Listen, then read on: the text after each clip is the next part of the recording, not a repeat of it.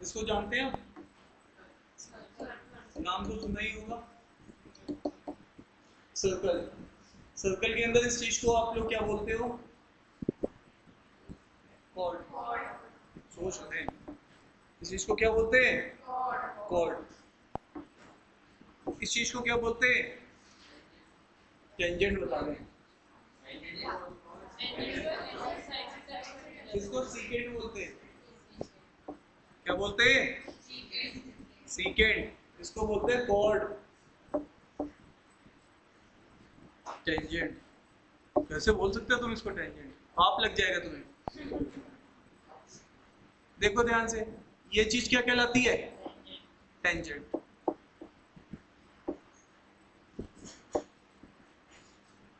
इसी तरीके से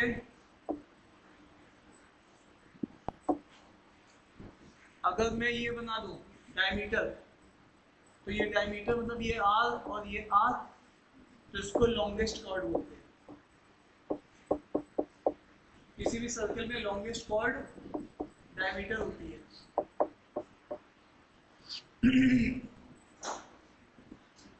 ठीक है, ये थी पहली कहानी। सर्कल समझ में आ गई? ये टर्मिनोलॉजी है सर्कल की, ये तुम्हें याद रखनी है। कॉर्ड किसको कहते हैं, सीकेंट किसको कहते हैं, टेंजेंट किसको कहते हैं? सीकेंट मतलब दो जगह कट करता है, टेंजेंट एक जगह टच करता है। क्लियर है? चलिए साहब आगे।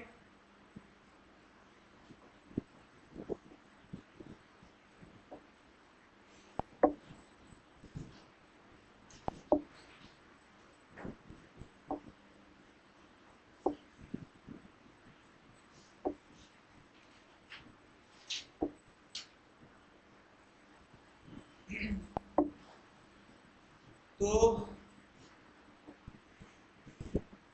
जैसे ही हम कॉर्ड बनाते हैं, हमने क्या बनाया? कॉर्ड बनाया। कॉर्ड बनाते ही हमारे पास सेगमेंट क्रिएट हो जाते हैं। सेगमेंट आपके दो टाइप के होते हैं, पहले को बोलते हैं माइनर और दूसरे को बोलते हैं मेजर।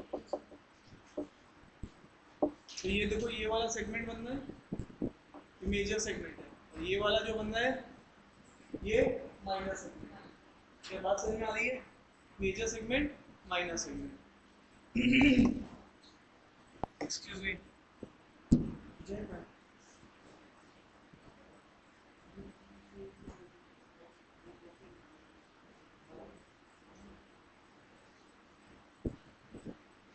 वापस से और बात करते हैं। जब भी तुम लोग एक कॉर्ड खींचते हो, ठीक है, कॉर्ड क्या करता है? अपने मेजर सेगमेंट में एंगल भी बना सकता है ना? एंगल सबटेंड भी कर सकता है कॉर्ड।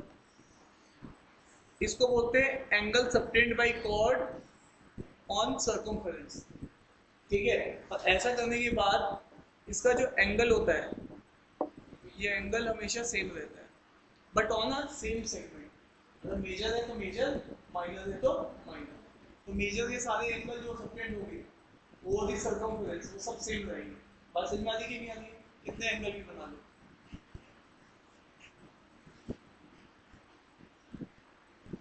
ठीक है, हेलो।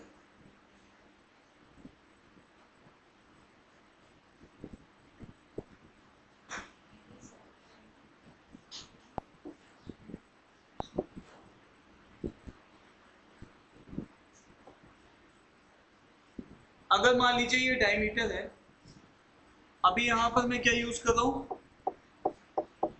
Diameter as chord. तो इस वाले केस में जो एंगल सबटेंड होता है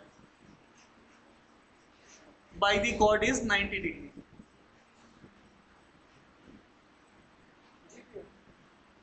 हेलो, आवाज नहीं आ रही है। Hello,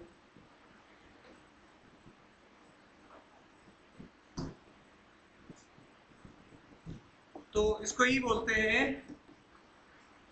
angle subtended bye semi circle. is 90 degree. Angle subtended by semicircle is 90 degree. Okay. Hello.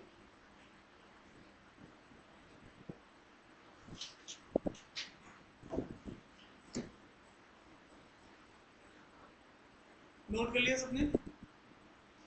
ये हमारा सेकंड पॉइंट चल रहा है ना? अच्छा एक बात और, आपके पास कोई एक कॉर्ड है, मान लीजिए ये कॉर्ड है, इस कॉर्ड को मैं बोलूँ AB। थोड़ी देर पहले मैंने आपको बोला था angle subtend by a cord on a circumference, अगर मैं इसको थीटा बोलता हूँ, क्या बोलता हूँ? थीटा। यहाँ पे कहीं सेंटर भी होगा। अगेन अगर यही कॉर्ड सेंटर पे एंगल सबटेंड करेगी इसी सेम कॉर्ड के साथ, तो ये एंगल 2 थीटा कहलाएगा। क्या कहलाएगा? 2 थीटा। तो ये भी प्रॉपर्टी आपको ध्यान रखनी चाहिए।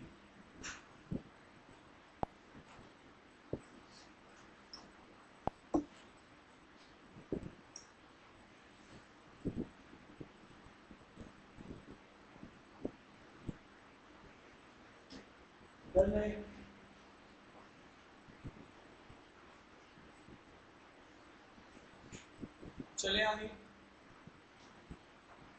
अच्छा यहाँ पे एक बात और भी आपको ध्यान रखनी है, ऐसा नहीं है कि डायमीटर से आप यही एंगल बनाएंगे तो 90 बनेगा, कहीं पर भी बनाएंगे तो 90 बनेगा, कहीं पर भी बनाएंगे तो 90 बनेगा, बट सर्कमफेरेंस पे होना चाहिए। ठीक है?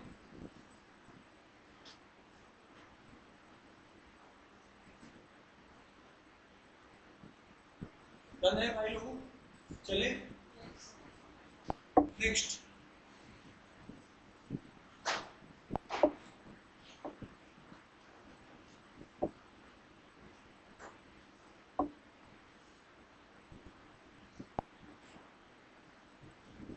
अगर हमारे पास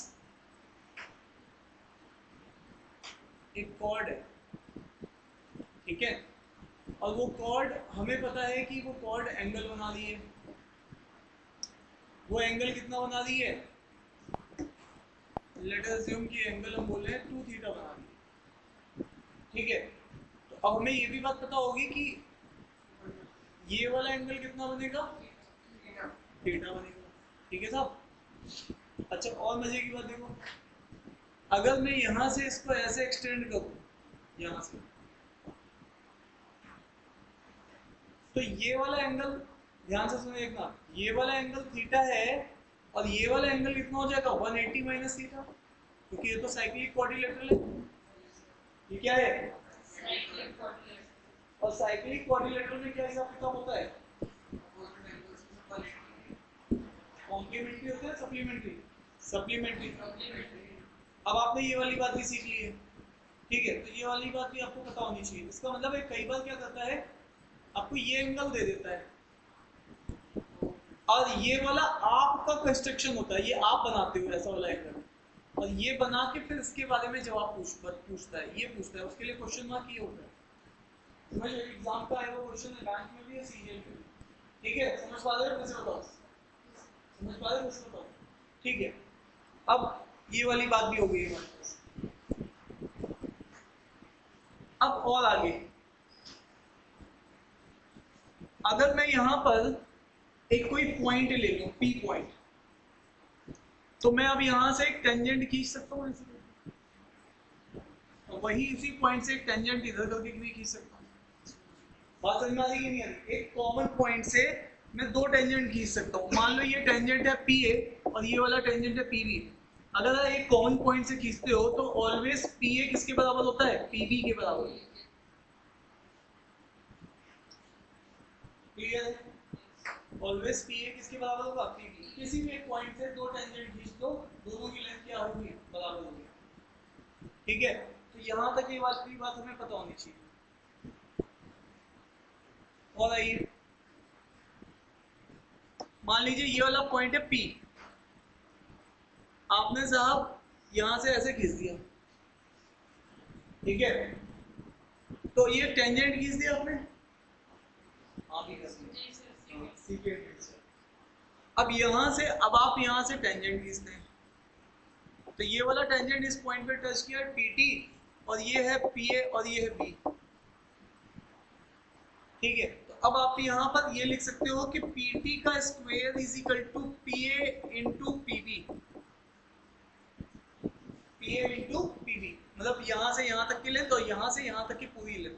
इस वाले चीज को आप ऐसे याद रखोगे, ये टेंजेंट और सीकेंट का रिलेशनशिप है लाला, और ये रिलेशनशिप टेंजेंट और टेंजेंट का है। ये तो पुरानी बात थी, ठीक है साहब। इसका मतलब एक रिलेशनशिप सीकेंट और सीकेंट का भी आना चाहिए, तो वो भी रिलेशनशिप हम अगली स्लाइड में देखते हैं। तो ये था तीसरा पेज सर्कल का, ठीक है। सर्कल में कुछ पाप हैं जो हमने करने हैं, वो पाप कर रहे हैं। 12 पॉइंट है पाप करने के। पूरे सर्कल में कितने पॉइंट है? 12। एक दर्जन पॉइंट तो तुम्हें याद होंगे, बाकी हो सकता है 3-4 पॉइंट आप क्वेश्चन के टाइम पे ऑब्जर्व कर सको। तो 12 पॉइंट तो तुम्हें बिल्कुल याद ही होने चाहिए।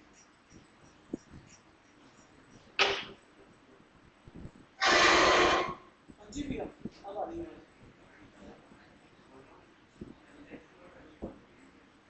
जी जी ठीक है, मैंने ओके तो बोल ही दिया, वो परसों बोल लेना के लिए। नहीं कल कह रहे हैं कि कल आपका तो वो एक्चुअली यहाँ पे इनकी बार अवेलेबल नहीं है कल वो। डन है।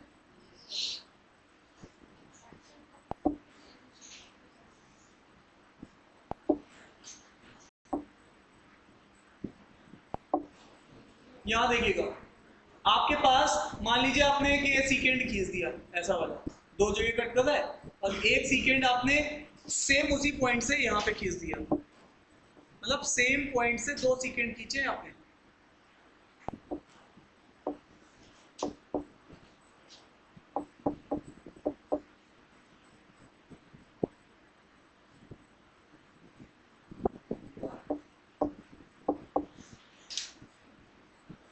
एक्स वाई है ना। तो अब यहाँ से अगर आप देखेंगे क्या कहेंगे आप, P A into P B is equal to P Q into P R. और अगर ऐसा है तो क्या हम ऐसा भी कर सकते हैं?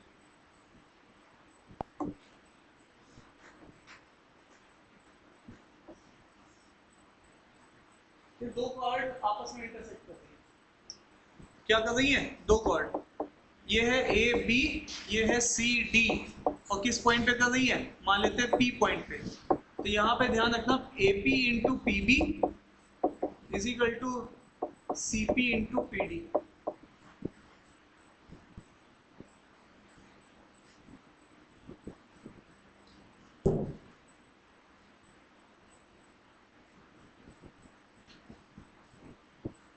नोट कर लीजिएगा।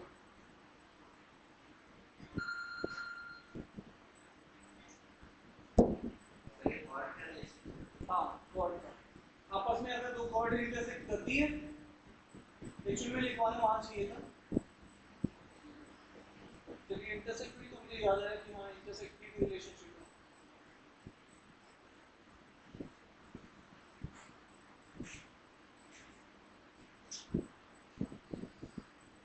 डन हो जाए तो डन बोल देना।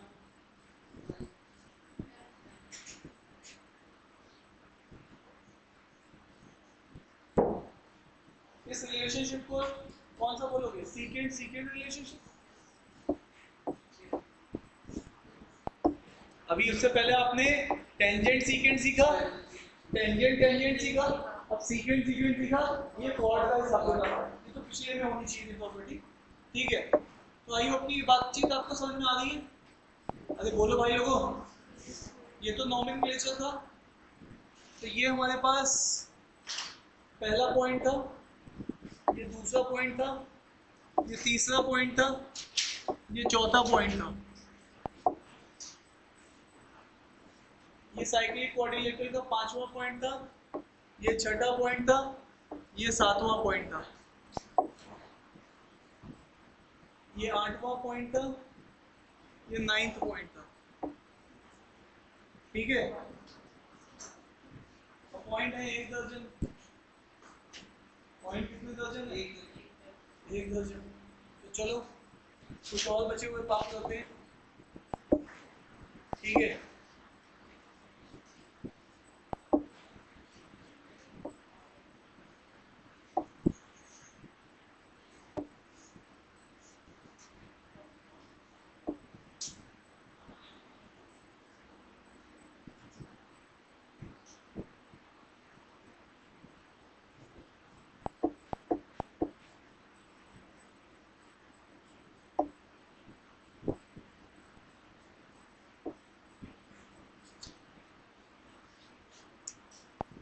देखते हैं यहाँ पर। अब मैं आपसे ये पूछता हूँ कि मुझे एक दो सर्कल है मेरे पास दो सर्कल है,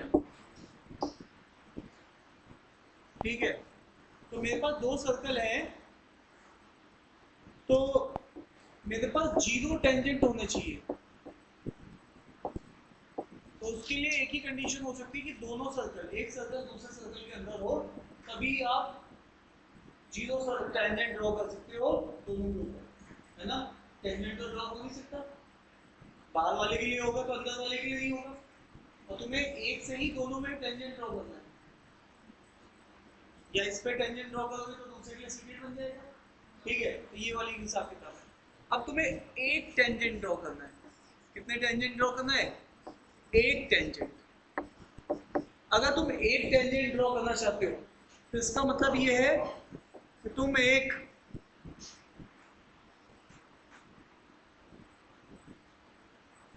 ऐसा लोगे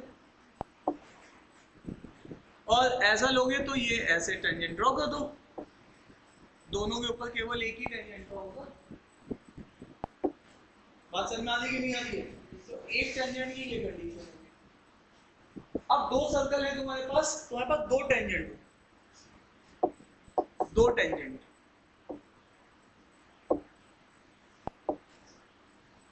तो दो टेंजेंट के लिए तुम्हारे पास क्या होना चाहिए कि तुम दो टेंजेंट ड्रॉ कर सको।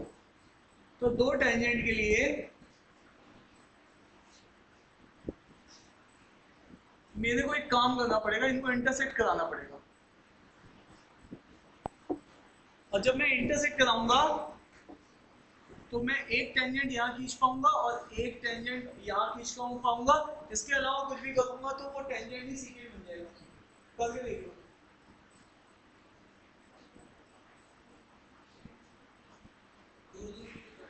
हाँ बता दो कैसे करूँ। आप करके दिखाओ मुझे बस। अपने नोट्स में मुझे करके दिखाओ कि कैसे कहना चाह रहे, दिखाओ। इस पे एक पेपर पब्लिश हो सकता है, इसका भी एक पेपर पब्लिश हो जाएगा। बनाओ जी, देखो। हाँ बिल्कुल सही है। अब आ जाओ बेटा, ठीक है। अभी यहाँ पे देखिएगा। तो आपको यहाँ तक बात समझ में आई है नहीं है हरप्रीत जी? आपको ये याद रखना है, ये स्टैंडर्ड फिगर्स है, इनके ऊपर ऑलरेडी रिसर्च हो रखी है एग्जाम में, बस तुम्हें इनको याद रखना है। और आइए, हरप्रीत जी कभी मेरा ही नाम लेके एग्जाम्पल देते ही है। भगवान कसम सारी जानकारी मुझे को मिल जाएगी। आइए, अब हमारे पास तीन टेंजेंट की बारी है। तीन टेंजेंट, एक दो तीन, ये बन गया तीन टेंजेंट। बात समझ में आ रही है? तो दो सर्कल पे तीन टेंजेंट इस तरीके से ड्रॉ हो सकते हैं। अब आप कहेंगे नहीं साहब मुझे चार टेंजेंट चाहिए, तो जो डायग्राम इन्होंने बताया था वो चार टेंजेंट वाला था, ठीक है। बात समझ में आ रही है? मतलब इनकी इच्छा थी कि काश ये आईएम पढ़े, लेकिन पढ़ रहे हैं ये इन्वर्टिस में। इन्होंने अपनी इच्छाओं को दबा दिया। इन्होंने कहा आई तो दोनों जगह सेम ही है, ठीक है। तो इच्छा थी इनकी, मतलब ये दो ही टेंजेंट बना के खुश हो गए थे, ठीक है। तो इसका मतलब है एक टेंजेंट तो ये बनेगा, एक टेंजेंट ये बनेगा, अब यहां पर आप देखिएगा एक टेंजेंट ये बनेगा,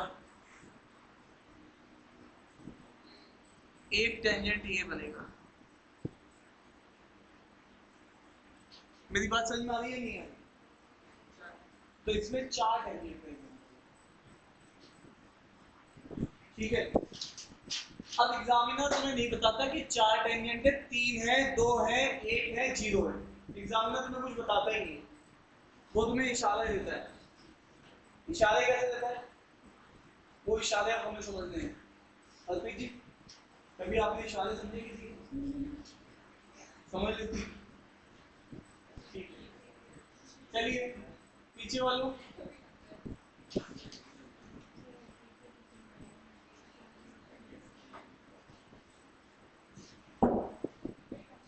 पीछे वालों इधर आ जाओ, इधर देखना। अगर भाई लोगों हम लोग यहाँ पर, ये हमारे पास एक सेंटर है, ये दूसरा सेंटर है। अब ये हो सकता है ये बड़ा ट्रायंगल, ये छोटा, ये मैंने आइडेंटिकल बना दिया, तो ऐसा नहीं कि आइडेंटिकल ही है।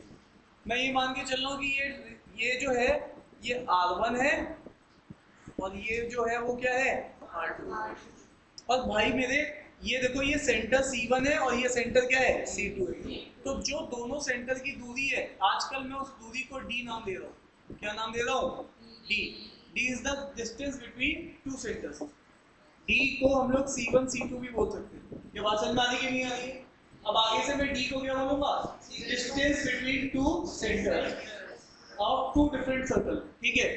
तो इस वाले केस में जो D है वो किसके बराबर होता है? R1 plus R2।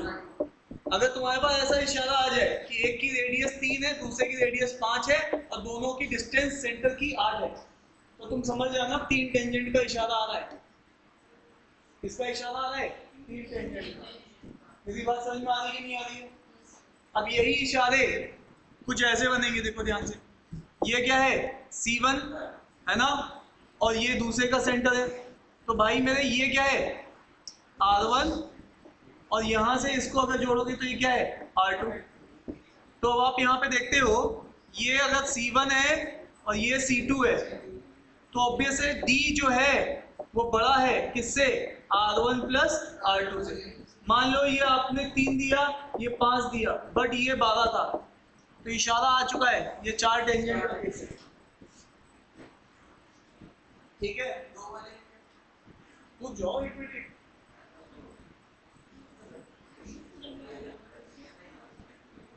क्यों? तुम्हारी तो पता चला एंगेजमेंट हुई, तुम कहोगे मम्मी आज ही ले चलते हैं, ठीक है। क्यों? और तुम तो बहुत खुश भी दिख रहे हो मुझे। चलो भैया, तो यहाँ से अभी थोड़ा सा इंतजार करना, अभी आपको सबको नोट कर लेंगे। चले, मैं खुशी देख के मुझे यही लग रहा है। चलिए आगे चले भाई लोग। अब यहाँ आइए। अब जैसा कि आप जानते हो कि भाई मेरे ये इसका कहीं सेंटर होगा और ये इसका कहीं सेंटर होगा। तो अब यहाँ पे देखो ध्यान से, ये क्या बन रहा है? ये R1 और R2 है। तो R1 और R2 क्या हो रहे हैं?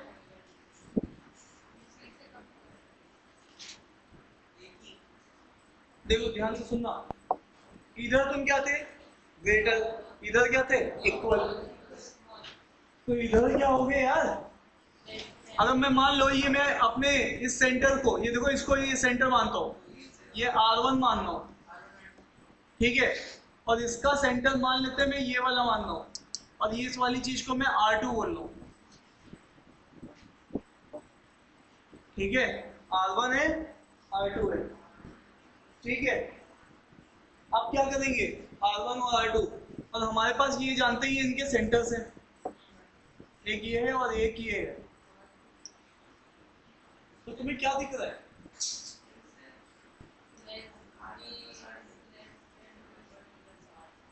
बोलो भाई लोगों।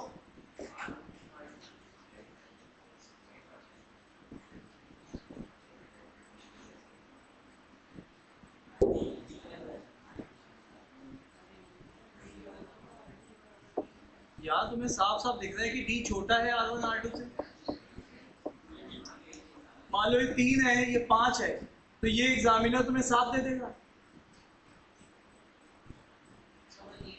समझ क्यों नहीं आ रहा है? आप एक बार बताओ ना, रेडियाई जब जोड़ोगे, अब ये कॉमन ओवरलैपिंग एरिया हो गया ना, जब भी ओवरलैपिंग एरिया होगा तो डिस्टेंस बिटवीन सेंटर्स, देखो ध्यान से, हाँ इधर देखो, जब जस्ट टचिंग थे तो जो इनकी सेपरेशंस के बराबर, जब बाहर गए तो डिस्टेंस सेंटर की बढ़ गई, और जब ओवरलैप करेंगे डिस्टेंस सेंटर की कम हो जाएगी, दोनों सम ऑफ रेडियाई से। कॉमन सेंस है ये, तो 5वीं क्लास के बच्चे को बुला के ये चीज प्रूव कर सकते हैं। अरे बोलो भाई, ये देखो, तो इसका मतलब है सम ऑफ टू रेडियाई से डिस्टेंस बिटवीन टू सेंटर अगर छोटी है तो इसमें ये केस बनेगा दो टेंजेंट का, ये वाला केस बनेगा। अब यहाँ पे बात समझ में आ रही है? बोलो भाई लोग। अब ये वाला केस देखो, इसमें तुम क्या समझ रहे हो?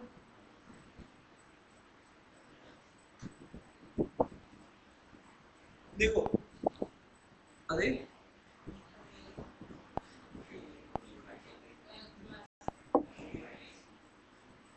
आ जाओ,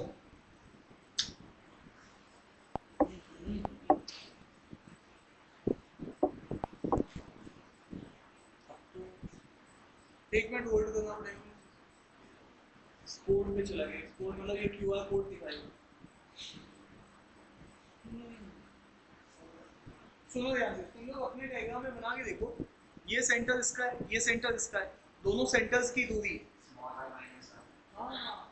R2 माइनस R1।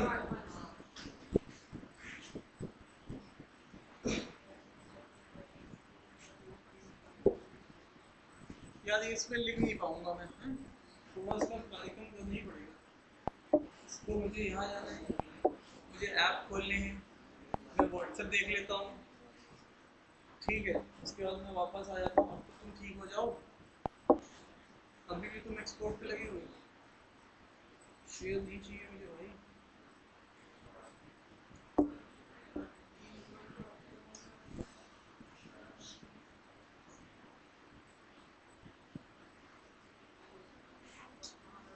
हाँ हो गया फाइनली, फाइनली इसने हमारी बात सुन ली है।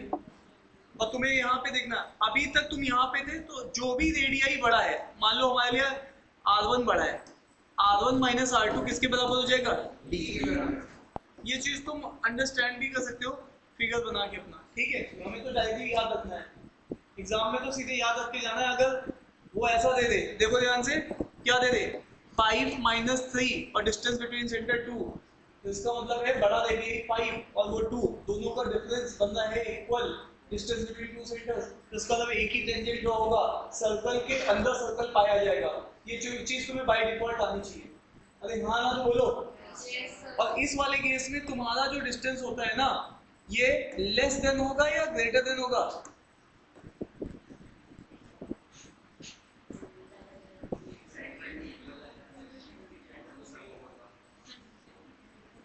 जो थोड़ा सेम है, सेंटर में भी अंदर कहीं भी हो सकते हैं, बस टच नहीं करते होंगे कहीं पे। तो ये लिख लो, उस केस में ये रहेगा, देखो इसका सेंटर ये है, इसका सेंटर ये है, समझ लो, तो ये इनके बीच की डिस्टेंस है D।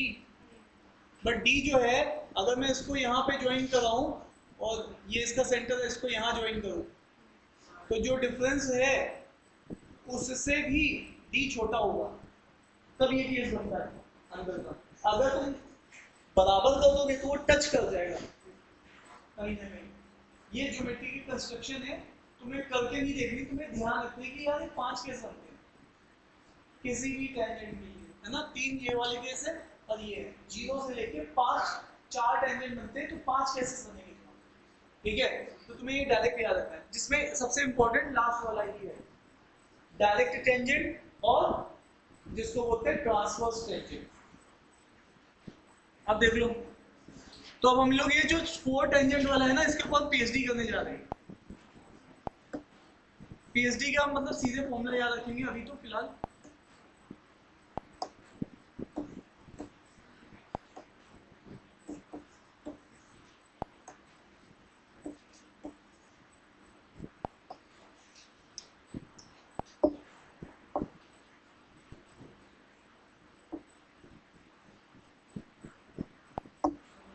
देखो ये मेरे से बनता भी नहीं है वैसे भी, सीधे सीधे देखो 10 बार में बनना है। इसको भी मान लेते हैं यहाँ टच कर, ठीक है ना, तुम लोग मान ही सकते। ये ऐसा है, लाइन नहीं है वैसे।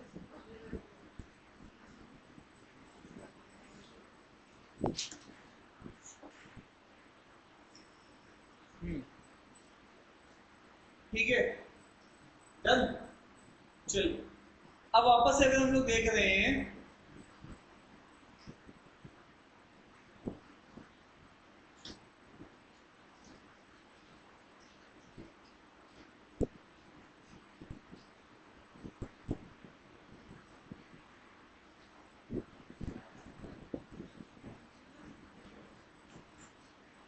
चले आगे, यहाँ पे देखिए आप इस चीज को बोलते हो डायरेक्ट टेंजेंट। इसको क्या बोलते हो? Direct tangent. अब ये जो डायरेक्ट टेंजेंट है इसको डायरेक्ट क्यों बोलते हैं? देखो अगर तुम एक भी डायरेक्ट टेंजेंट को पकड़ लो, मान लो ये डायरेक्ट टेंजेंट फर्स्ट है तो दोनों सर्कल इसके नीचे होंगे। अगर मान लो तुम डायरेक्ट टेंजेंट 2 को पकड़ लो तो दोनों ही सर्कल इसके ऊपर होंगे, इसीलिए डायरेक्ट है। और इसको हम लोग ट्रांसवर्स टेंजेंट क्यों बोलते हैं? इस चीज को ट्रांसवर्स टेंजेंट 1, क्योंकि एक के क्या है नीचे है और एक के क्या है ऊपर है, तो इस चीज को हम लोग बोलते हैं ट्रांसवर्स टेंजेंट। क्या ये मेरी बात आप तक पहुंच पा रही है? तो ट्रांसवर्स टेंजेंट 1 और ये क्या है? Transverse tangent 2। अब मुझे आप लोगों से सुननी है एक बात, कौन सा आपको बड़ा लग रहा है? डायरेक्ट टेंजेंट बड़ा लग रहा है या फिर आपको ट्रांसवर्स टेंजेंट बड़ा लग रहा है? जो तुम्हें लग रहा है कॉमन सेंस से वो बताओ। कसम से तुम लोग मतलब क्या है, आंखें नहीं तुम लोग, ये यहाँ से ये लेके यहाँ पे आड़ा तेरा टच कर रहा है, ये सीधा सीधा टच कर रहा है।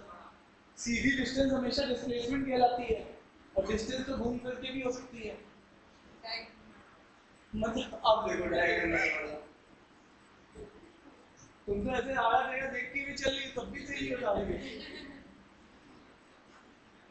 सीधा सीधा देखोगे तो कम दूरी, मतलब ऐसे ज्यादा दूरी देखनी पड़ती है। हस्ती जी ये हस्ती जी नहीं सोच पाती है। आप बताओ ये वाली डिस्टेंस ज्यादा लग रही है ये वाली ज्यादा लग रही है? ट्रांसवर्स वाली है डायरेक्ट वाली? क्या बोल ही नहीं रहा, तुम लोग आपस में बातचीत कर रहे हो। ठीक है, तो ट्रांसवर्स वाली डिस्टेंस क्या लग रही तुम्हें? ज्यादा है कम? पहले तो तुम लोग तो ये पहला पॉइंट था जो तुम्हें मुझे लग रहा था बाय डिफॉल्ट तुम्हें दिखेगा, तुम्हें ये भी नहीं दिखा। अब दूसरा पॉइंट देख लो, एक डायरेक्ट टेंजेंट का फॉर्मूला याद रखना है, दूसरा ट्रांसवर्स टेंजेंट का। ये डिराइव भी हो जाते हैं फॉर्मूले, लेकिन आपको पहले याद ही रखना है सीधे, ठीक है? डिराइव हो जाते हैं बट आपको सीधे याद रखना है। सबसे पहले आप क्या करें, इक्वल टू का साइन बनाइए दोनों में, अंडर रूट में डाल दीजिए, अंडर रूट में डाल दीजिए, ठीक है? डन। अब बताओ C1 C2 को क्या बोला था? डिस्टेंस बिटवीन टू सेंटर्स, है ना? ये C1 था और ये क्या था? C2। तो C1 C2 को हमने नाम क्या दिया था? D का नाम दिया था। तो इसको लिख लो यहाँ पर D का स्क्वायर, यहाँ पे भी डाल दो D का स्क्वायर, इधर लगा दो माइनस, इधर भी लगा दो माइनस। फॉर्मूले में कोई चेंज नहीं है। अब यहाँ पर देखो ध्यान से, यहाँ पे जो भी चीज है उसका भी स्क्वायर आएगा, यहाँ पे भी जो भी चीज है उसका भी स्क्वायर आएगा। अब बच्ची कौन सी चीज है? R1 R2। बच्ची कौन सी चीज है? तो अब बताओ, एक बार मुझे R1 R2 को प्लस लिखना है, एक बार माइनस लिखना है। अब बताओ अगर मैं डायरेक्ट टेंजेंट को बोलता हूँ कि तुम छोटे हो तो यहाँ पे प्लस लिखो या माइनस लिखो?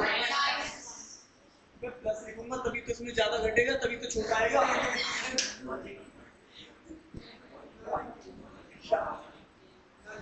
अबे कोई बड़ी चीज घटाओगे तभी तो ये चीज छोटी होगी, फिर तभी तो ये छोटा निकलेगा। हमें इसको छोटा बनाना बड़ा बनाना है। तो भाई इसके अंदर तुम लोग क्या कहाँ से हो? अली अलीबाग से हो? बोलो भाई, ध्यान से देखो, R1 माइनस R2 ये चीज छोटी है और R1 प्लस R2 ये चीज क्या है, बड़ी है। बड़ी चीज को किसी चीज में घटाओगे तो वो चीज छोटी आएगी ना, तो ये वाला हिसाब किताब है। तो तुम्हें ये याद रखना, ठीक है साहब, याद रहेगा। मुश्किल लग रहा है मुझे तो तुम्हारे हालात देखते हुए। चले आगे। तुम हमेशा जब से स्टार्ट हुआ यही क्यों पूछा जाता है कितने नंबर का आ रहा है, कितने नंबर का। छोड़ दो, तुम्हें छोड़ना है। तुमने ऐसे भी कई लोगों को छोड़ा है, इसको छोड़ दो तो क्या बड़ी बात है।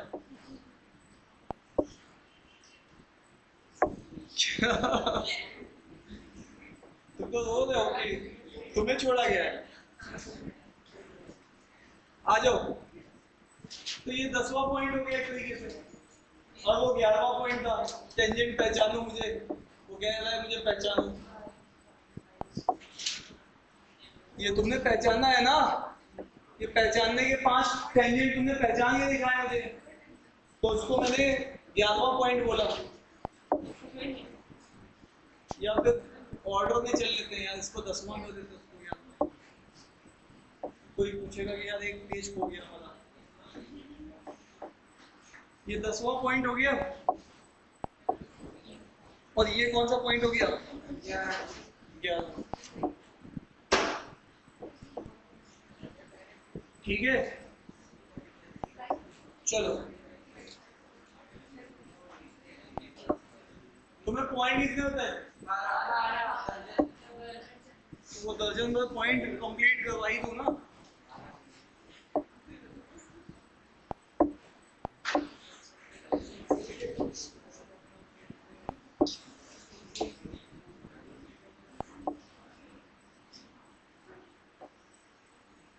ये मेरे पास कॉर्ड है, ये मेरे पास सेंटर है। अगर आप क्या करो, एक कॉर्ड को परपेंडिकुलर ड्रॉ करो सेंटर से। If from center we draw perpendicular over chord, तो यहां पर क्या होगा इसके बाद, इट विल बाइसेक्ट कॉर्ड। ये कॉर्ड को बाइसेक्ट कर देगा।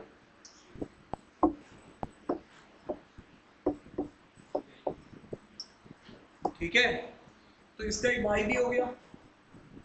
इसका भाई क्या कह रहे हैं कि साहब मैं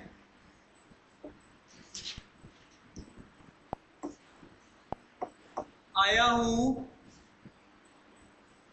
सेंटर से और मैंने बाइसेक्ट कर दिया, तो 100% परपेंडिकुलर होगा, मतलब वाइस वर्सा।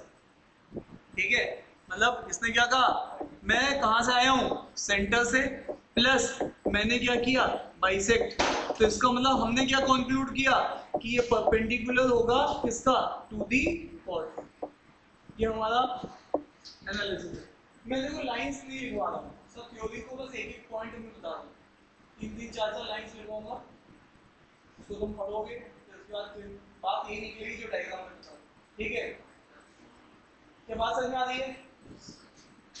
अब एक बात और, अभी पता नहीं पॉइंट बन गया 13, कौन सा पॉइंट डबल हो गया उसको भी नहीं समझ में आ रहा।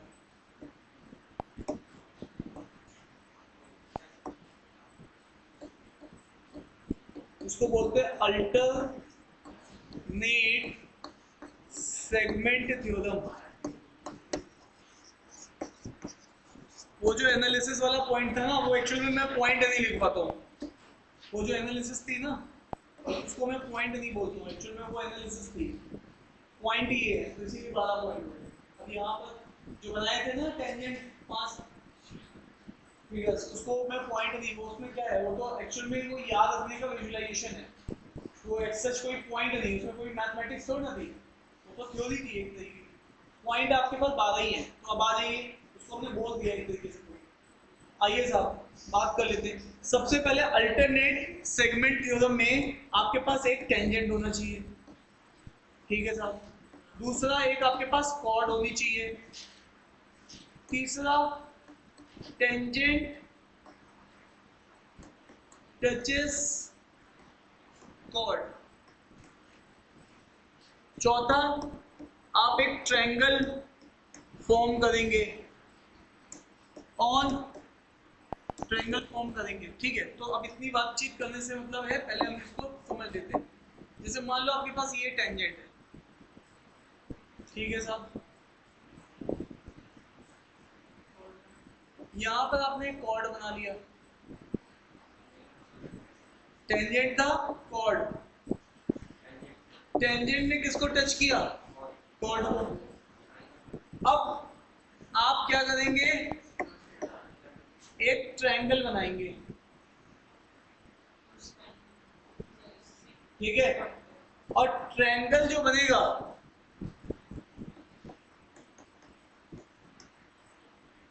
टच सर्कमफरेंस, मतलब आपको जब सारी कंडीशन ध्यान होंगी ना तो आप कहीं गड़बड़ नहीं करोगे। ये जो गड़बड़ कर देते हैं कई बार लगाने में, ठीक है।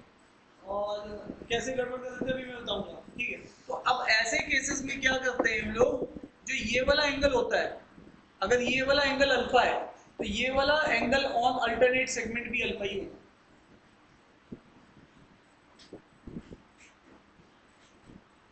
यही है आपके पास अल्टरनेट सेगमेंट थ्योरम। मान लो अगर ये तुम ले लोग ये वाला एंगल ले रहे हो, ये वाला एंगल, ये वाला एंगल क्या होगा, बीटा। तो इधर ये अल्टरनेट सेगमेंट में ये क्या होगा, ठीक है। डन है। इसका एक ट्रैप दिखाता हूँ तुम्हें, तुम्हें समझ में आएगा कि ट्रैप इसमें कभी हम लोग ट्रैप में भी फंस सकते हैं। हम लोग इसको मिस रीड कर सकते हैं इस पूरी थ्योरम को, और फिर गलत आंसर आ जाएगा। देखो ये एक ट्रायंगल है सर, ठीक है, सॉरी ये सर्कल है, ठीक है साहब। हमें टेंजेंट चाहिए था, मिल गया। हमें साहब कॉर्ड चाहिए थी, कॉर्ड मिल गई। साहब हमें एक ट्रायंगल चाहिए था, एक ट्रायंगल मिल गया, ठीक है। तो अब ये वाला एंगल हम लोग इस वाले एंगल के लिए नहीं बोल सकते, ठीक है, क्योंकि ये अल्टरनेट सेगमेंट मतलब इसको टच करना था सर्कमफरेंस को, तो ये गड़बड़ कर देते हैं हम लोग। सारी कंडीशन लगभग लगती दिखती है, इसको हम लोग मान लिया। एक और टेंजेंट सर्कल सब टच कर रहा है, एंगल बराबर नहीं, ये नहीं बराबर, सर्कमफरेंस वाला नहीं, तो इसको बोलते हैं alternate segment theorem. Note down कर लीजिए, फिर आगे बढ़ेंगे।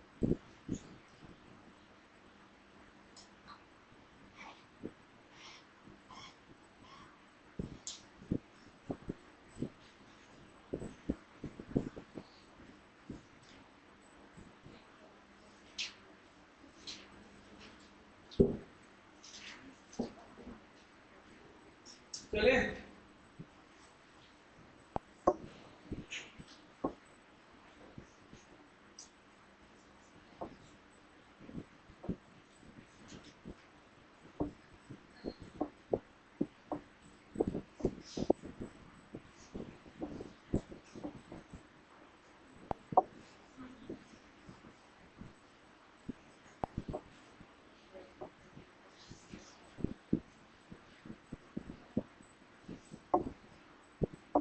अब जो थ्योरी हम लोगों ने सीखी उसके ऊपर प्रॉब्लम नहीं, जो अभी भी सीखी उसके ऊपर प्रॉब्लम नहीं, ठीक है।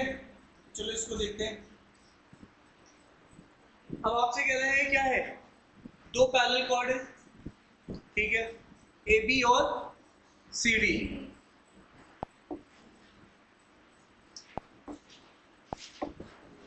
तो आपके पास ए बी ये 28 है, ये वाला कितना है 96 है। Either side of the circle radii उनकी पता है हमें 50 है, ठीक है। What is the distance between the two chord, मतलब EF पूछा हुआ, ठीक है। अब आप बताइए, सेंटर से एक लाइन आई है,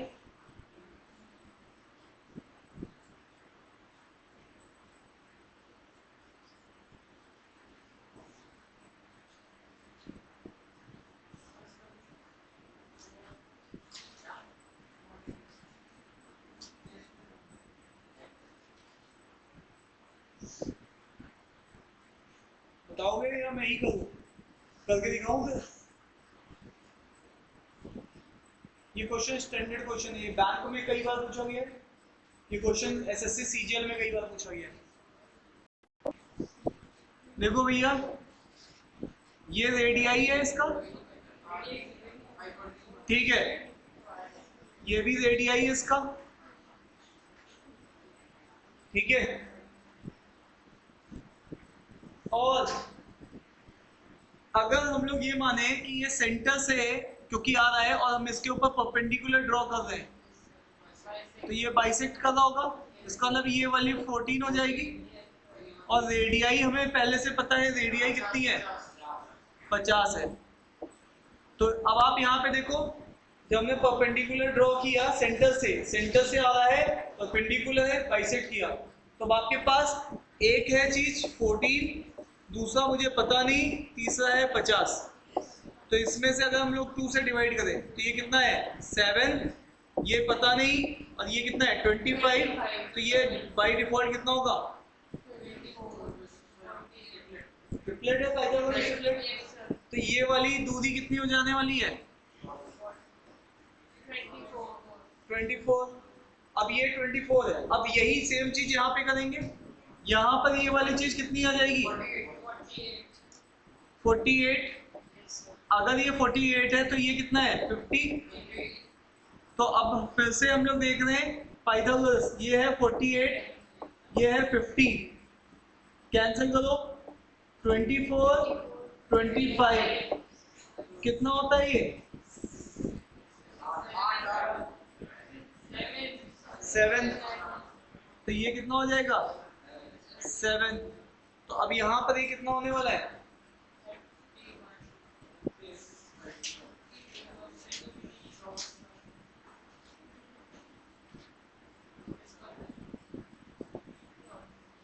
तो हमने कुछ गड़बड़ कर दी है।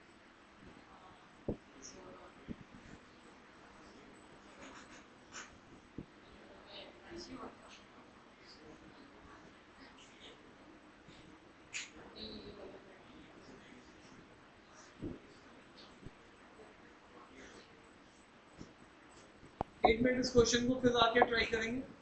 इधर देखो, अगले क्वेश्चन देखो, अभी इसको एक बार लास्ट में फिर से ट्राई करेंगे, क्या गड़बड़ हो गई इनसे एक बार देखेंगे। चलिए इसको देखिए, इस क्वेश्चन को, ये आपके पास क्या है आप जानते हो,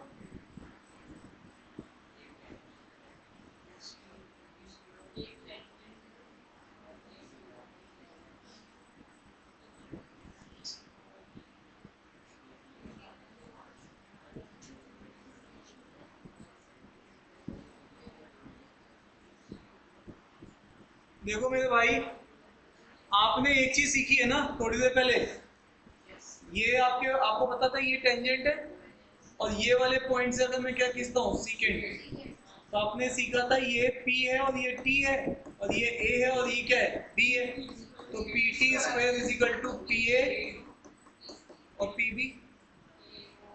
तो आप AB जानते हो क्या, आपसे पूछा क्या गया है, आपको जो पता है वो क्या पता है AC हमें पता है। अगर हम लोग इस चीज को लिखें तो ये सेंटर है, इसको और एक्सटेंड कर सकते हैं आगे तक, तो अगर ये वाली वैल्यू R है तो ये भी क्या हो जाएगी R। तो दिख रहा है सेंटर उधर, थोड़ा सा अलाइनमेंट नहीं है, बोलो ना, सेंटर से दूरी कहीं पर भी R कहलाती है, और उसी को अगर हम एक्सटेंड करते तो क्या हो जाएगी R+R हो जाएगी। तो अब आपके पास यहाँ से एक बात तुम्हें समझ में आ रही है कि अगर तुम इसको लिखो तो तुम क्या लिख सकते हो, AB² AC क्या है, AC यहाँ पे कट कर रहा है, ये नहीं कर रहा है,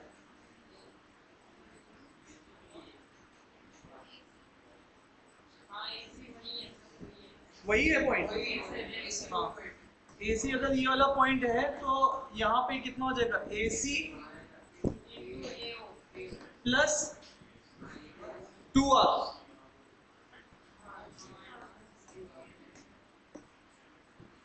तो अब तुम्हारे पास क्या क्या दिया हुआ है?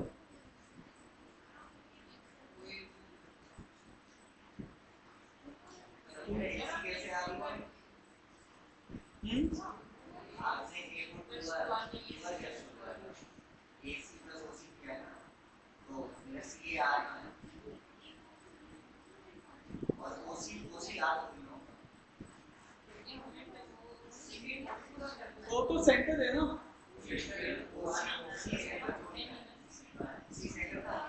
वो सेंटर है ना।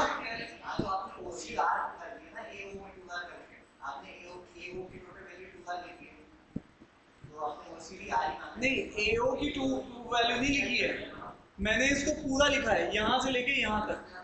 तो यहाँ तक तो तुम बोल रहे थे मुझे ये कितना है, एसी है, और ये फिर क्योंकि ये सेंटर से पास करने वाली लाइन है तो ये 2R होगी।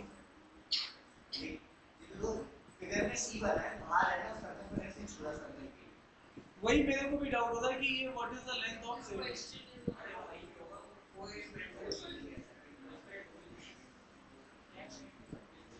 एक मिनट रुकना, मैं इसको कंफर्म कर लेता हूँ बुक खोल के।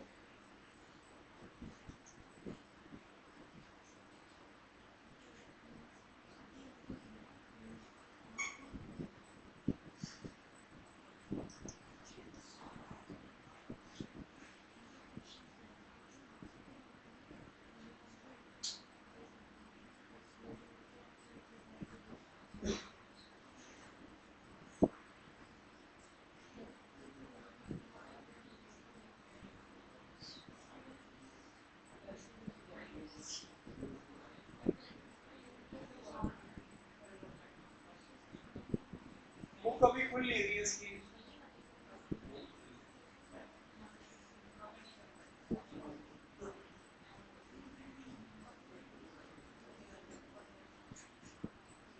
अच्छा एक मिनट इसमें,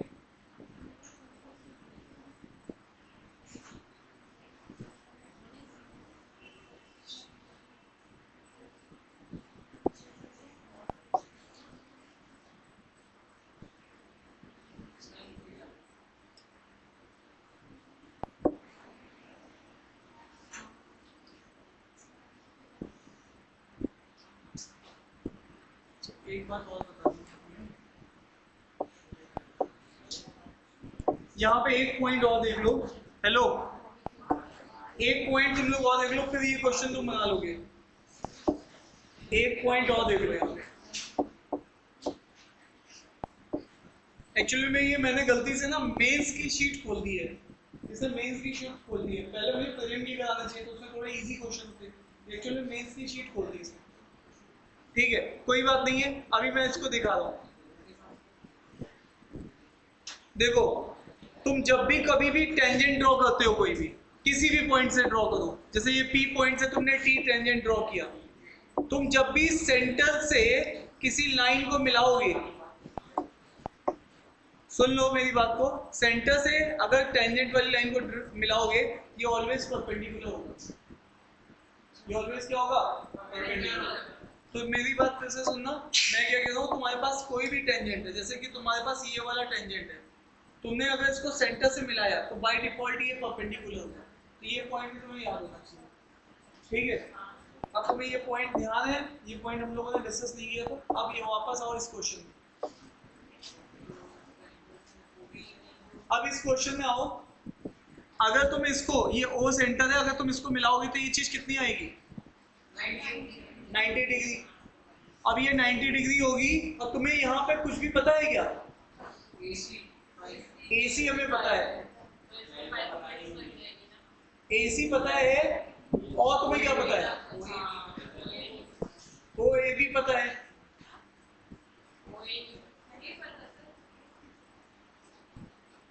अच्छा, हमें इसमें ये भी नहीं श्योर है कि सी हमें टच कर रहा है नहीं कर रहा है ना, सी को हम लोग बाहर माने।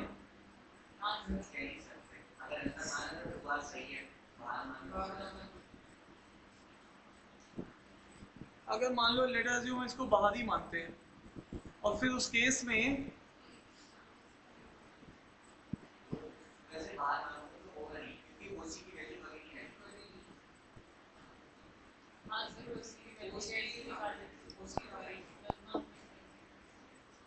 एक काम करते हैं, पहले हम इसको यहाँ पे मान के ट्राई कर लेते हैं, ठीक है। इस पॉइंट को यहाँ मान के ट्राई कर लेते हैं, ठीक है। तो अब यहाँ पे अगर हम लोग मान के ट्राई करेंगे तो ये वाला एंगल हमारे पास, अब हमें यही दूरी तो पता है AC, इससे हम लोग और क्या कर सकते हैं?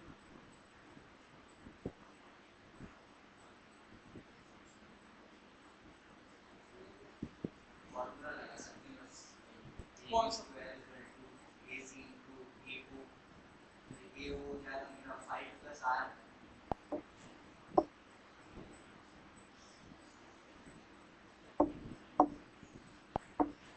मैं अगर इस पॉइंट पे टेंजेंट ड्रॉ करूं, अच्छा, तो ये वाली चीज मेरी 90 डिग्री हो जाएगी, हो जाएगी। तो लेकिन उससे हमारे पास ये वाला पॉइंट नहीं आएगा। एक मिनट देखते हैं इन्होंने क्या किया है। रेडियस परपेंडिकुलर है टेंजेंट की, ठीक है। ABO ट्रायंगल बनना है। एक मिनट, ABO ट्रायंगल, ये तो हम लोगों ने बनाया ही था ABO वाला। तो इससे हम लोग क्या करेंगे, ABO से हाँ B वाला राइट एंगल बनेगा, ठीक है। ये वाला एंगल 60 डिग्री बन जाएगा, ठीक है। हमें आगे क्या करना है, sin 30 यूज कर रहे हैं। sin 30 मतलब ये वाली चीज C है, इसको यहाँ पे C बोला हुआ है। तो sin 30, अब देखो sin 30 अगर हम लोग ये वाला एंगल ले रहे हैं तो इस वाले केस में फिर हमारे पास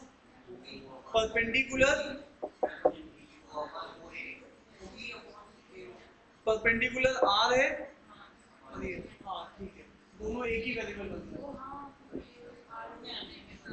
R में आ गया तो बना सकते हैं, ठीक है। बढ़िया क्वेश्चन था ये, मतलब इसमें हम लोग करके यहाँ से वापस गए, विजुलाइज नहीं किया। तो यहाँ पे ज्योमेट्री यूज हो रही है इसका मतलब, तो इसका मतलब है R प्लस ये वाली चीज। देखो इसमें पता है मुझे कंफ्यूजन क्यों हो गई, इसकी वजह से, C वाले पॉइंट की वजह से। मेरे को ना हाफ वर्डेड ट्राई कर रहा था कि भाई पता नहीं है या नहीं है, तो मेक श्योर कि ये हमारे पास C यहीं पे है, ठीक है। तो आ जाइए, ये वाला पॉइंट C था, तो यहाँ पर ये वाला AC की वैल्यू कितनी आ गई है, 5। और आप sin 30 जानते हैं हाफ होता है, तो ये हो जाएगा 2R, R प्लस 5, तो R comes out to be, R की वैल्यू 5 आ गई है। इसका मतलब हम पहले भी सही कर रहे थे, वो वाला जो लगा रहे थे ना, लेकिन उसमें हमारे पास वैल्यू नहीं आ रही थी, ठीक है। मतलब क्वेश्चन में कुछ ऐसा था नहीं। अब उसने रेडियस पूछा था तो 5, अच्छा क्वेश्चन था। अब इसको देखते हैं, चलिए।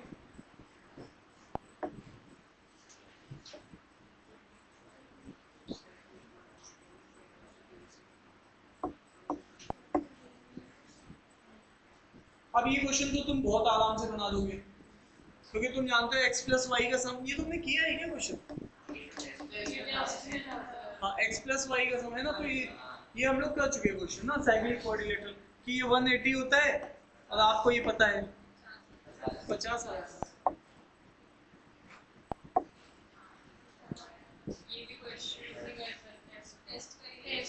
ये बन गया था, नहीं बना था?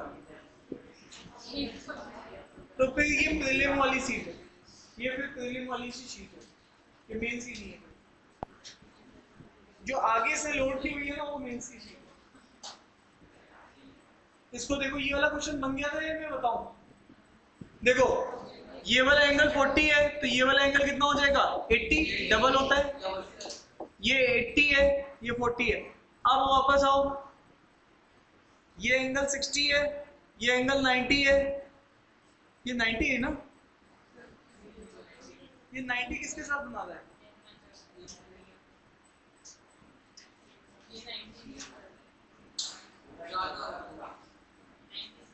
ये 90 बनाया तो हुआ है इन्होंने। हमें चाहिए एंगल x, एंगल x चाहिए, तो हाँ ये देखो ये 80 तो ये वाला रेडियाई है, तो जो भी ये एंगल बैठेगा वही ये एंगल बैठेगा, थीटा थीटा सेम है दोनों का, तो 80 घटा दो तो 50 डिग्री हो जाएगा ये, है ना, ये 50 डिग्री है। और क्या बोल सकते हो?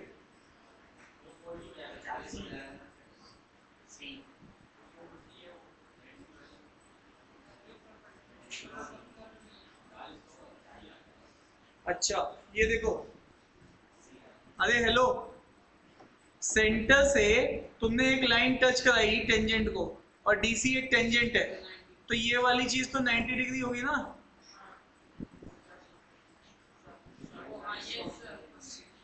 ठीक है, जिसमें से 50 निकल गया, तो ये वाला एंगल कितना हो गया 40 60, तो ये कितना हो जाएगा 100, तो ये कितना बचेगा 80। ये भी ठीक था, ये एग्जाम में देखो आया हुआ है तुम्हारे 80, मतलब ये कौन सा ऑप्शन है, सेकंड। इस क्वेश्चन को देखिए, तो ये वाला क्वेश्चन आपको समझ में आया है, मैं फिर से रिपीट कर दूं, हर पेज।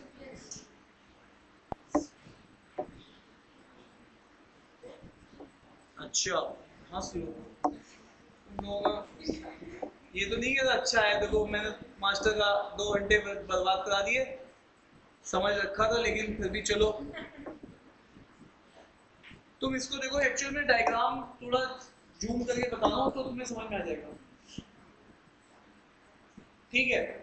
देखो एक्चुअल में मैंने क्वेश्चन नीचे नहीं पढ़ा था, इसलिए मैं थोड़ा कंफ्यूज हो रहा था, लेकिन जब मैंने क्वेश्चन पढ़ा कि यार ये तो टेंजेंट है, तो टेंजेंट वाली प्रॉपर्टी क्या होती है, जब भी आप सेंटर से, सर्कल के सेंटर से मिलाएंगे, तो जो मिलाने वाली लाइन होती है वो 90 डिग्री बनाती है, इसका मतलब ये वाली लाइन 90 डिग्री बनाएगी।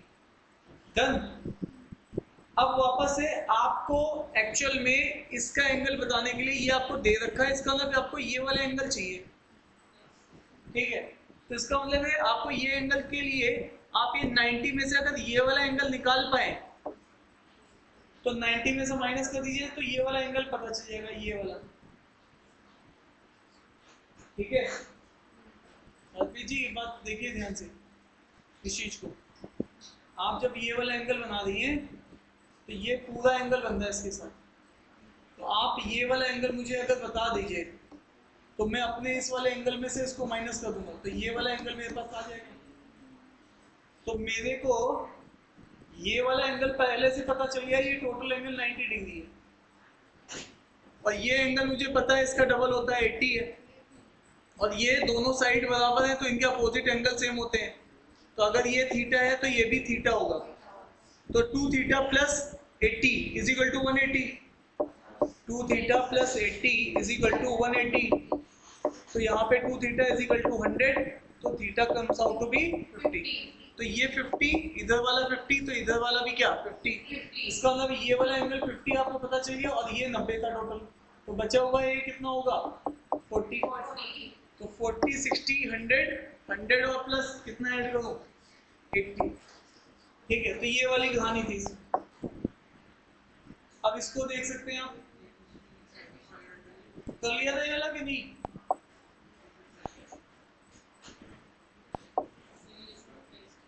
ये सब टेस्ट में थे, ये कौन सा पूछा है एबीसी, एबीसी देखो ये 40 है, तो ये कितना होगा 20, ये और ये इसका सम क्या होता है 180, तो ये कितना होगा 160, तो इसका मतलब है 160 पे टिक कर दो, ठीक है, तो ये तो आपने कर लिया था, ये वाला देखो,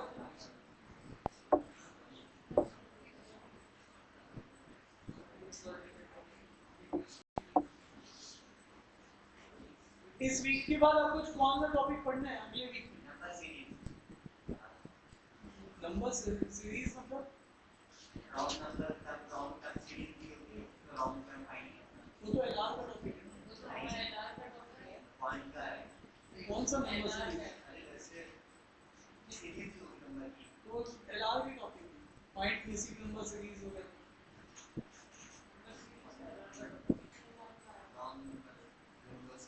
हाँ हाँ वो आपका इसका है टॉपिक है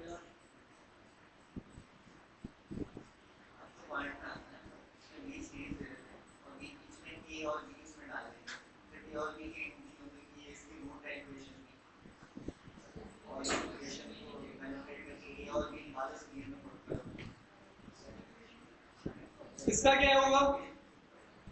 अब देखिए BD डायमीटर है तो ये एंगल कितना होगा? और ये 90 है तो ये भी क्या होगा? अब क्या पूछ रहा है? DBC। अच्छा,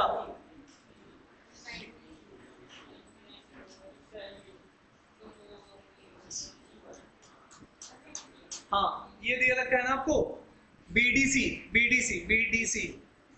तो BDC is equal to DBC मतलब अगर हम लोग, ये तो हमने कराया था लास्ट क्लास में। हाँ हाँ, BDC is equal to DBC minus 20। तो DBC को अगर मैं x बोलूं तो ये कितना आएगा? x minus 20। तो आप क्या लिखोगे? 2x सम करो माइनस 20 प्लस 90 सब इज इक्वल टू 180। तो ये इसमें इधर जाएगा तो 90 प्लस 20 110 और 110 divided by 2 x is equal to 55। पूछ क्या रहा है? DBC पूछा है ना, तो 55।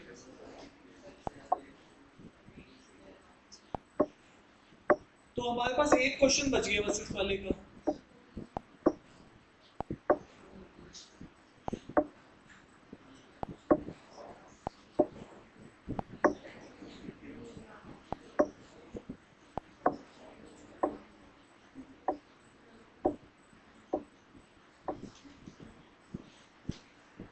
मैंने पॉलीगन तो आपको पढ़ा दिया था ना, पॉलीगन के बारे में। पॉलीगन नहीं पढ़ाया? अरे बोलो भाई।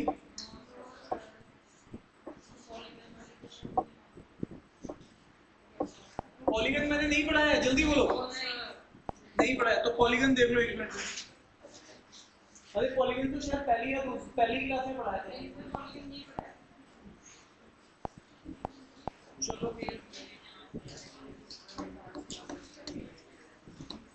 पॉलीगन आपके देख लो। पॉलीगन में कुछ ज्यादा नहीं है। पॉलीगन आपके दो टाइप के होते हैं, एक होता है कॉन्वेक्स टाइप का पॉलीगन और होते हैं कॉनकेव टाइप के पॉलीगन। ठीक है, कॉन्वेक्स पॉलीगन वो होते हैं अगर आपके सारे एंगल 180 डिग्री से कम है और इसमें एनी वन और मोर देन 180 से ज्यादा होता है। और 180 से ज्यादा एंगल को आप और भी एक नाम से जानते हो, उसको क्या बोलते हैं? Reflex angle. Reflex angle obtuse 90 होता है वो, ये 180 होता है। रिफ्लेक्स एंगल नहीं बोलते हैं।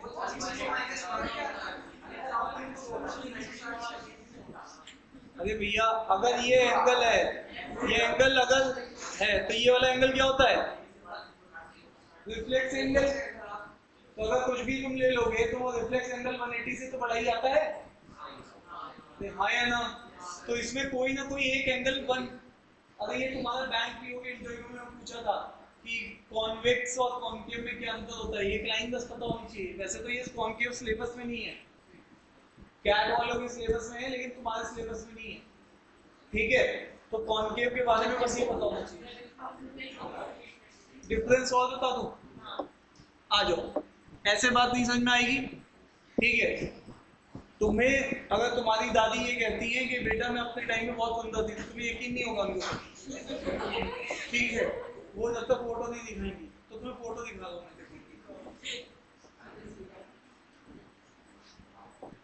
देखिए इसमें जितने भी एंगल हैं सब 180 से क्या है? कम है, इसीलिए इसको क्या कहलाने का हक है? कॉन्वेक्स। अब देखो ध्यान से,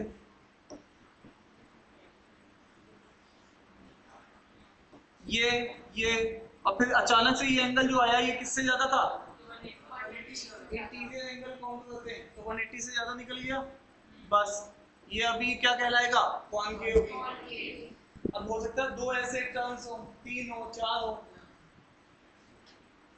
अभी बात समझ में आ गई कि नहीं आ गई? तो ये एंगल किससे ज्यादा है साहब? 180 डिग्री से ज्यादा। चले भाई लोगों आगे।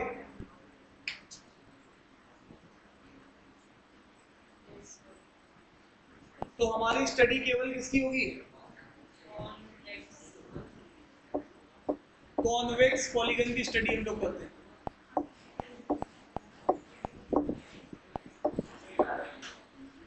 तुम मान नहीं दो, ठीक है। कॉन्वेक्स पॉलीगन तो भाई क्या हो गया? शांत अवस्था में बैठी। चलिए, तो मैं ये कहना चाह रहा हूँ कि कॉन्वेक्स पॉलीगन्स के बारे में हम लोग थोड़ा सीख लेते हैं कि क्या है कॉन्वेक्स पॉलीगन। तो साहब ये जो कॉन्वेक्स पॉलीगन है उनके बारे में हम थोड़ी सी स्टडी कर लेते हैं। तुम लोग चुप हो गए नहीं होगे? कॉन्वेक्स में भी हमारे पास रेगुलर पॉलीगन की ज्यादा स्टडी है। रेगुलर पॉलीगन एक्चुअल में कॉन्वेक्स की ही कैटेगरी में होते हैं।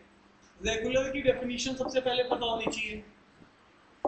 Each angle is same, interior angle की बात कर रहा हूं, plus each side is same. Regular कहलाने का हक तभी मिलेगा जब दोनों चीजें सेम रहेंगी। एक बार इंटरव्यू में पूछा गया क्वेश्चन है पीओ में, क्या रेक्टेंगल एक पॉलीगन है? तो रेक्टेंगल में सारे एंगल बराबर होते हैं लेकिन साइड से नहीं। फिर उन्होंने पूछा क्या रोम्बस एक पॉलीगन है? तो रोम्बस, यस। रोम्बस में एंगल्स इनसाइड से नहीं होते। सॉरी नहीं है, रिजेक्शन नहीं है, ठीक है, सॉरी नहीं है। उन्होंने कह दिया सॉरी और कुछ नहीं, एग्जाम मिलेगा अगले साल आना, बाय बाय। बात समझ में आ रही कि नहीं आ रही है? तो इसका मतलब है स्क्वायर ही आपका क्या है? पॉलीगन है, जो कि रेगुलर कहलाने का हक रखता है। तो अब यहाँ पे देख लो, each angle is same. Rectangle में एंगल सेम है बट ये नहीं है। इसी तरीके से रोम्बस, रोम्बस में साइड सेम है बट नहीं है। तो इसका मतलब है ये दोनों फीचर्स किसके अंदर होते हैं? स्क्वायर के अंदर। तो इसीलिए स्क्वायर को हम लोग क्या बोल सकते हैं? Regular polygon. मेरी बात समझ में आ रही है? हर साइड बराबर होना चाहिए, हर एंगल बराबर होना चाहिए। क्या क्लियर है पीछे वालों? तो अब आगे चल रहे हैं। तो हमारे पास रेगुलर की स्टडी है, तो आइए वापस से, अब आप देखिएगा ध्यान से।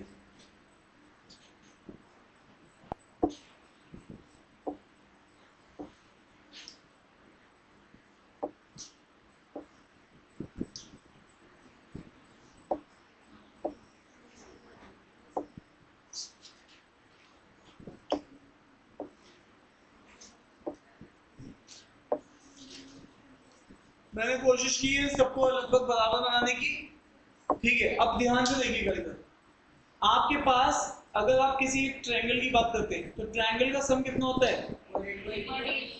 ये स्टैंडर्ड है, आपको ये बात पता है। तो ट्रायंगल का इंटीरियर एंगल का सम कितना होता है? 180। ट्रायंगल ही एक ऐसा रेगुलर पॉलीगन है जो कि सबसे स्मॉलेस्ट है, ठीक है। अच्छा एक बात और, हेलो, ट्रायंगल ही एक ऐसा पॉलीगन है जिसको तुम कॉन्वेक्स ही बना सकते हो, कॉन्केव नहीं बना सकते, ठीक है। ये भी क्वेश्चन इंटरव्यू का पूछा गया है, सुनना ध्यान से। ट्रायंगल ही एक ऐसा पॉलीगन है जिसको तुम कॉन्केव, इसको 180 डिग्री से एंगल ज्यादा नहीं दिखा सकते, तो ट्रायंगल बनेगा ही नहीं, वो फिर क्वाड्रिलेटरल बन जाएगा। तो बना के देख लो, क्या बात समझ में आ रही कि नहीं आ रही है? अच्छा वापस आओ, अब तुम इधर देखना सब लोग, अगर तुम एक वर्टेक्स को पकड़ लो, इस वाली वर्टेक्स को, तो इससे कितने ट्रायंगल बनेंगे? 2 ट्रायंगल बनेंगे, और 2 ट्रायंगल का सम कितना आता है? इसीलिए क्वाड्रिलेटरल का इंटरनल एंगल का सम कितना होता है 360। अरे हाँ ना तो बोलो। अब फिर से एक वर्टेक्स पकड़ो और इससे इसको ज्वाइन करो, फिर इसको इससे ज्वाइन करो, तो कितने ट्रायंगल बन पा रहे हैं 3। तो 3 बन रहे हैं, 3 इंटू 180 कितना होगा 540 डिग्री। इसी तरीके से एक यहां से पकड़ो, इससे कितने ट्रायंगल बन रहे हैं 4। ठीक है, तो यहाँ पे 4 इंटू 180 डिग्री 720 डिग्री। तो सर कहना क्या चाह रहे हो, शाम तक यही पढ़ाओगे क्या? ध्यान से देखो, ये आप एनालिसिस कर रहे हैं। एनालिसिस में ये क्या है, ध्यान से देखो, यहाँ पे साइड कितनी थी 3, तो तुमने 3 में से 2 घटा दिया और उसके साथ 180 को मल्टीप्लाई भी कर दिया, तो वहाँ 180 डिग्री आ गया। अब यहाँ पे साइड तुम्हारे पास कितनी थी 4, तुमने यहाँ पे क्या किया 4 में से 2 घटाया इंटू 180 डिग्री से मल्टीप्लाई मार दिया, हाँ या ना? यहाँ पे तुम्हारे पास साइड कितनी थी 5, तो तुमने क्या किया 5 में से 2 घटाया और 180 डिग्री से मल्टीप्लाई मार दिया। ठीक है, और यहाँ पे तुम्हारे पास साइड कितनी है 6, तो तुमने 6 में से 2 घटाया और 180 डिग्री से क्या कर दिया मल्टीप्लाई। क्या यहाँ तक पहुंच पा रहे? तो तुम्हारे पास एक जनरल फॉर्मूला भी बन गया। अगर तुम्हारे पास n साइड है तो n में से तुम क्या करोगे 2 घटाओगे और 180 डिग्री से क्या कर दोगे मल्टीप्लाई। तो इससे तुम्हें क्या मिलेगा, sum of all interior angle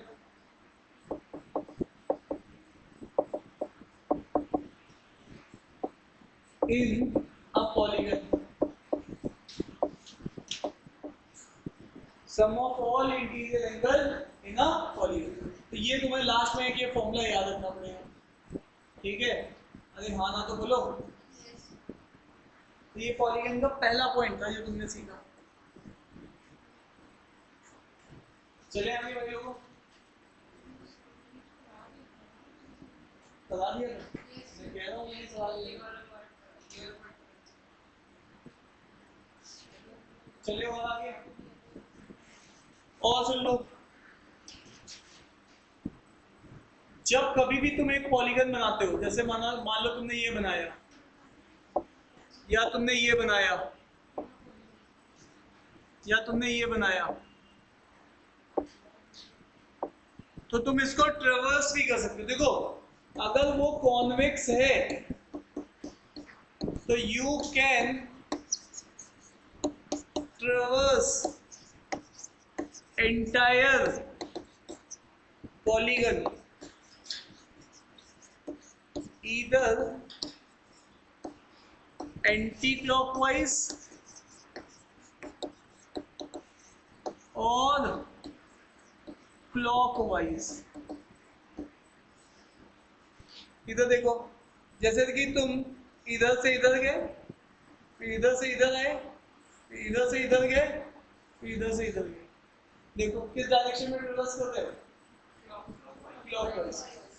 अगर यहीं पे ये फिगर ऐसा होता तुम ऐसे भी ट्रेवर्स कर सकते थे, ऐसे गए, ऐसे गए, ऐसे गए, ऐसे गए। अब किस डायरेक्शन में ट्रेवर्स कर रहे हो एंटी क्लॉकवाइज। अब इससे क्या फायदा होता है, इससे ये फायदा होता है, ध्यान से सुनना। अब लो, स्क्वायर के अंदर एंगल कितना होता है 90, तो बचा हुआ बाहर का एंगल कितना होगा 90।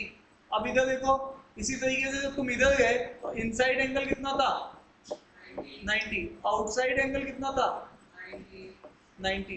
तो इसी तरीके से और आ गया, तुम्हारे पास इनसाइड एंगल कितना था 90, तो आउटसाइड कितना है 90।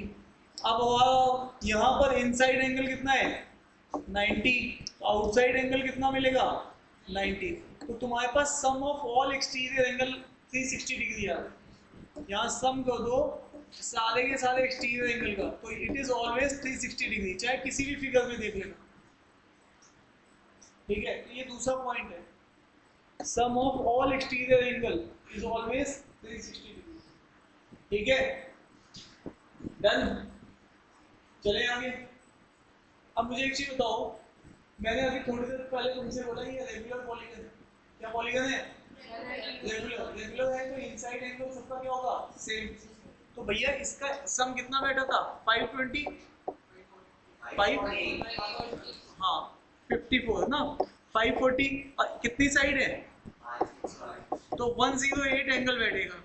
ठीक है अब 108 अब बताओ कैसे ट्रेवर्स करना चाह रही हो टाइप कर रही हो तुम आंखों को बंद कर करके अरे अपनी शक्ल देख रही हो क्या इधर देख लो मुझे बताओ इनसाइड ईच एंगल कितना बैठेगा ईच एंगल 108 तो अब आप देखो ट्रेवर्स करो जरा इसको आप ऐसे ट्रेवर्स करें तो इनसाइड एंगल कितना था 108 तो डिग्री है ना तो बाहर वाला एंगल कितना बैठेगा 72 अब फिर से आपने ट्रेवर्स किया ऐसे की तरफ तो ये वाला एंगल फिर से कितना बैठेगा अरे 108 बाहर वाला कितना बैठेगा बोलो एंगल इन स्ट्रेट लाइन फिर इसको ऐसे ट्रेवर्स किया अंदर वाला एंगल कितना बैठा बाहर वाला कितना बैठेगा तो इस तरीके से आप फिर से ट्रेवर्स कर रहे हो।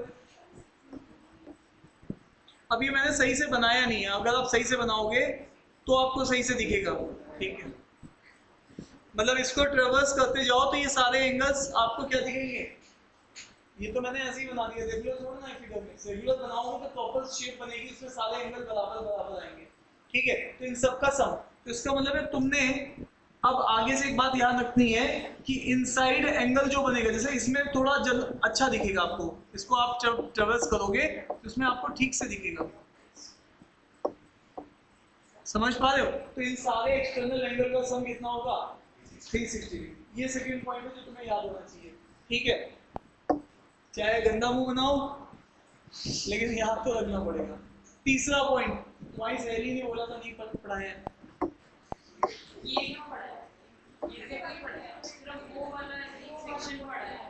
हाँ जी कोई बात नहीं लड़ाई झगड़ा बंद कर दीजिए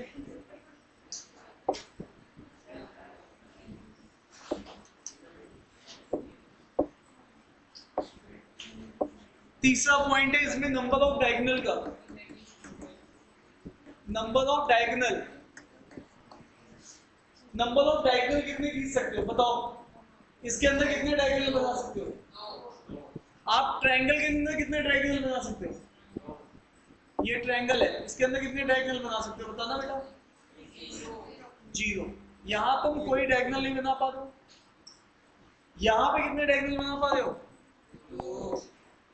एक डायगोनल एक वर्टेक्स से कितने डायगोनल बना पा रहे हो एक ही बना पा रहे हो है ना इसी तरीके से यहां पर अगर इसको पकड़ के चलो तो इससे कितने डायगोनल बना पा रहे हो 1 2 3 कौन बोल रहा है ठीक है नींद में हो जाता है कभी कभी ऐसा अब इधर देखो 1 2 3 अब मेरे को यहाँ पे एनालिसिस चाहिए फिर से यहाँ पर कितनी साइड थी 3 यहाँ कितनी साइड थे यहाँ पे कितनी साइड थी यहाँ पे कितनी साइड थी 6 अब सुनना है एक मिनट यहाँ 0 है इसका मतलब इतनी बात तो तय है कि मेरे पास अगर 3 साइड है तो 3 में से 3 घटाना तभी 0 बनेगा और आओ यहाँ पर मेरे पास 3 में से कितनी साइड है 4 में से मुझे कितना घटाना पड़ रहा है 3 यहाँ पे कितनी है 5 में से कितना घटाना पड़ रहा है 3 5 में से कितना घटाना पड़ रहा है 3 तो कितना आ रहा है सॉरी ये तो 6 नंबर ऑफ साइड 6 में से तो मेरे पास एक जनरल फॉर्मूला क्या बन रहा है n-3 ठीक है अभी ये गलत बात है ये एक वर्टिसेस का है ये कितने वर्टिसेस का है केवल एक वर्टिसेस ऐसे कितनी वर्टिसेस है n तो ऐसे अगर आपके पास 4 है तो ऐसे 4 बनेंगे ना बने ये तो किसी एक की वजह से अच्छा एक बात और देखो जब तुम यहाँ पर A से B डायगोनल बोल रहे हो तो तुम B पे भी जाके BA को दोबारा से भी काउंट कर रहे हो तो डबल काउंटिंग के लिए तुम 2 से भी डिवाइड करोगे अरे हाँ या ना मेरी बात समझ जब तुमने इस वर्टिसेस पे थे A पे थे तो AB को डायगोनल बोला जब B वर्टिसेस पे गए तो BA को डायगोनल बोला तो फिर तुम बहुत भयंकर नहीं आ रही हो और जो 2 3 में आ रहे हैं ना दोनों के साथ ऐसे लड़ाने का मन कर रहा है जो दो लोग और दो लोग दिख रहे हैं मुझे साफ। बस मुझे ऐसी पावर चाहिए भगवान से कि मैं मुंह में नहीं ऐसे करूं, दो नींद वाले लड़ जाए आपस में और एकदम तो नींद भूल जाए। इधर आ जाओ। तो इसको हम लोग बोलते हैं नंबर ऑफ डायगोनल। फाइनली तुम्हें ये याद रखना है, इसके ऊपर क्वेश्चन आए हुए तुम्हारे एग्जाम में।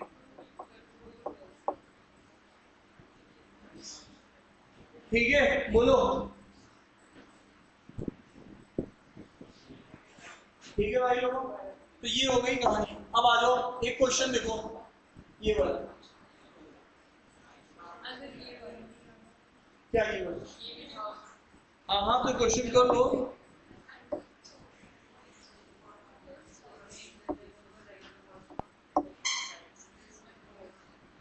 अर्पित बताओ इसमें क्या बता रहा है, कितने साइड है? 12। अभी भी इंटीग्रल का फॉर्मूला हम लोगों ने दिया है। क्या है फॉर्मूला वो? हाँ, वो पीछे पन्ने पलट के तो कोई भी बता देगा।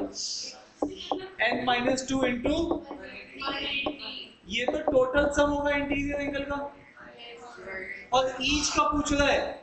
देखो ये तो सम है, तो 12 - 2 इंटू 180, तो ये हो जाएगा 18 और इंटू 10, 1800 डिग्री का एंगल होगा इंटरनल। ठीक है, लेकिन ऐसे एंगल्स को मेरे को बांटना भी है, क्योंकि सब एक्चुअल में समय, जैसे हमने बोला था 540 एंगल है 5 साइड की वजह से, तो हमने 5 से डिवाइड करके 108 बोला था। इसी तरीके से 12 को डिवाइड करिए, कितना आएगा?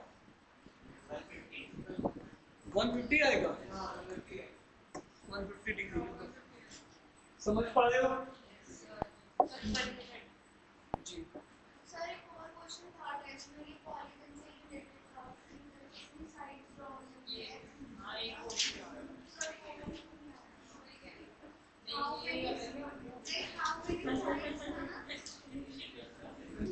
देख लो, यहाँ नंबर ऑफ डायगोनल सेट कर सकते हैं। ये तो मैं पढ़ ही लिया है, नहीं फॉर्मूला पढ़ा नहीं है।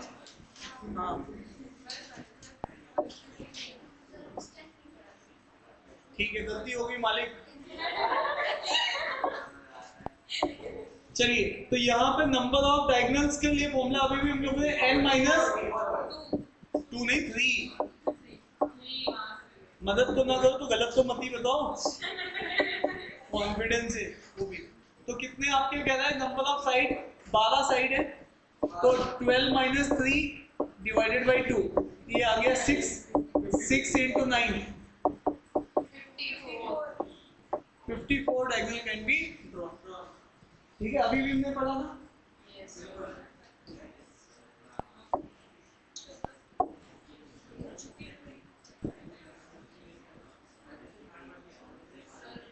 तो ये हमारी प्रीलिम्स की 2 शीट्स कंप्लीट हो गई। अब मेंस की शीट बची है।